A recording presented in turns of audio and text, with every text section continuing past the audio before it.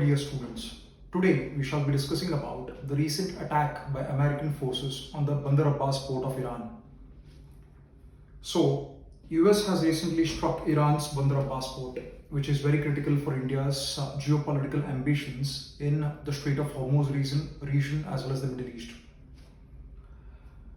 Recently, US struck the Bandar Abbas Port. This was conducted as a defensive military strike in the southern Iran. US President Donald Trump has called this as a defensive attack since he has been doing that for a lot of other strikes in Iran. So this is an addition to all those strikes. We can see here, this is the port of Bandar Abbas, which is deemed to be very critical for logistics in the Indian Ocean region, connecting India with a lot of countries in the Middle East and to the north of it. Yes. Why does Bandar Abbas matter so much to the world as well as to India? Bandar Abbas has strategic importance because it is located near the Strait of Hormuz, which in itself is one of the world's most critical oil choke points. Right? Bandar Abbas handles a major share of Iran's oil exports. We have already been witnessing a lot of discrepancies in the oil exports and imports coming out of the Strait of Hormuz because of what Iran has imposed as an economic blockade upon the Hormuz. So this will only add to that point. It is also equally important as a commercial shipping for the naval operations that are carried out in the entire region. Okay. This port also hosts key Iranian naval and IRGC facilities, which is an elite armed forces directly commanded by the supreme leader of Iran. It is also important for global energy markets due to its security architecture that it proposes within the entire Middle East. Yes, it's a very vital point in and out of the Persian Gulf as it avoids the Strait of Hormuz to a certain extent. Around 1/5 of the global oil trade passes through the Hormuz, yes, crossing this Bandar Abbas port. Yes, you can see here the supreme leader of Iran right now, Mustafa Khamenei, as well as the US President directly locked into conflict since the beginning of the US-Iran conflicts. Yes, if this is the Tehran, which is the capital of Iran, this is the port of Bandar Abbas, which literally sits here. You can see which literally sits at the choke point of Strait of Hormuz. So it is geographically quite an important port for Iran as well. Yes. These are the visuals from the attack that were launched early in the morning by the US forces. So what has happened during the strike? The US Central Command describes the strike as self-defense actions. US, since the beginning of these strikes on Iran, has been claiming that it is acting in the self-interest as well as the interest of Israel, the third party in the conflict. According to the reports, Iranian boats were allegedly laying naval mines. This has been claimed according to the reports. Iranian missile systems threatened US aircraft and naval vessels. Now, very recently, Trump had claimed that Iran has been shifting certain missiles towards the ports, and these can be dangerous for US assets in the Middle East. So this could be one of the reasons as to why US decided to launch these attacks. The US responded with precision airstrikes. Precision guided missiles were used to basically launch the attacks. Naval operations against IRGC. IRGC, as I said, is the elite force directly commanded by the supreme leader in Iran. Explosions were reported at Bandar Abbas as well as Qassim Island. Okay, and there was also certain explosions which were held in the Sirik and Jusk coastal areas, which basically border the Bandar Abbas port. We can see the visuals from the top as to how the Bandar Abbas port has been damaged in the US airstrikes over it. Okay, what are the global and regional implications of attacking the Bandar Abbas port? The impact on West Asia and global economy increased fears of a broader US-Iran military confrontation. Now, US as well as Iran are talking to each other, mediated by Pakistan, to end this conflict. This has been going on for a month, more than a month right now. But however, we have not seen any end-to-end conflict.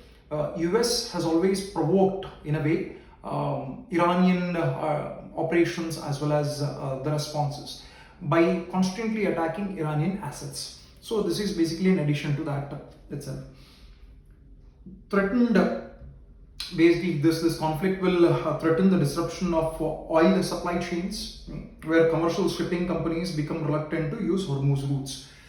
This has already been also visible, where a lot of countries now are reluctant to purchase oil or even logistically operate oil ships through the Strait of Hormuz because of the blockade imposed by Iran. This will only become more problematic in the future. Oil prices and insurance costs for shipping saw an upward pressure. Because of the conflict, the oil prices have been rising very rapidly. Even in India, we have been feeling this pressure because in the last 10 days, the government of India has increased the price of oil 4 times, claiming that the oil marketing companies have been facing a lot of losses due to the ongoing war. And this will only impose more pressure upon the Indian oil marketing companies as well as the world over. Regional actors such as Saudi Arabia, UAE, Israel as well as Qatar are closely monitoring the developments.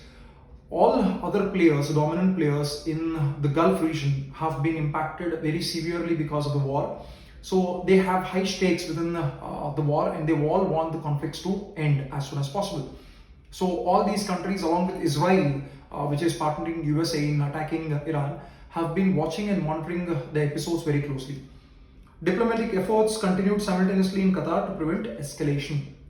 On one hand, when the diplomatic efforts have been going on the other hand, US has simultaneously and parallelly been pounding Iranian assets to weaken Iran's negotiation capabilities along with Israel. Right?